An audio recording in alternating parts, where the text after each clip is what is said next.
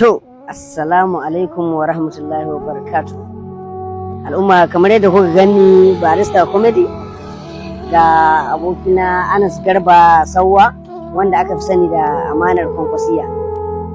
Shi dai Anas Garba Amanar Kwankwasiya ya taso daga garin Sauwa zuwa garin birnin Kebbi don ɗaya ya kawo man kyautuna na hular Kwankwasiya sanadiyar bidiyon nan da muka yi ni da abokanai na challenge din wakar Tijjani Gandu ta hasadin iza hasadin.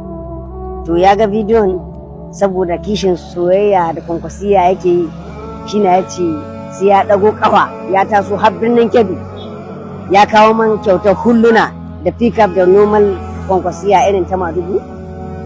Ya ce zai zo ya kawo man, shine ya isko ni har garin birnin Kebbi ya kira ni domin ya bani wagga kyauta tashi saboda irin soyayya da yake ma Kwankwasiya. Malam Anas Garba, ina godiya kwarai da gaske, kuma na ji daɗi kwarai da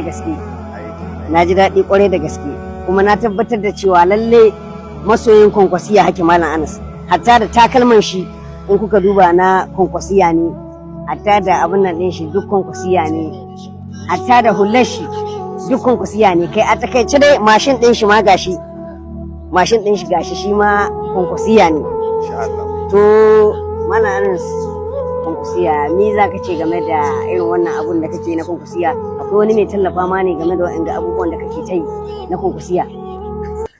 A gaskiya Barista, abubuwan da yake na Kwankwasiya ba wani wanda yake cewa gashi ina yi dan shi ko kuma wani ina yi ne yana bani ko kuma a ce kuma na data ko wani abu. Kawai aljihun jikinka ne ka kai komai a cikin jikina nake yin shi. Na ga gaba ɗaya postin ɗinka da wasu abubuwa page ɗinka duk Amanar Kwankwasiya ne, amma ba su san kana yi ba. Ai wannan da ka gani kaɗan ka gani da a ce kana kusa gare ni za ka tabbatar da cewa abubuwan da nake yi ma a social media to wannan wasa ne, amma inda a ce ga ka gani ne za ka tabbatar da cewa tabbas ko wanda Kwankwasa ya aiwa ba zai kai ni san Kwankwasa ba.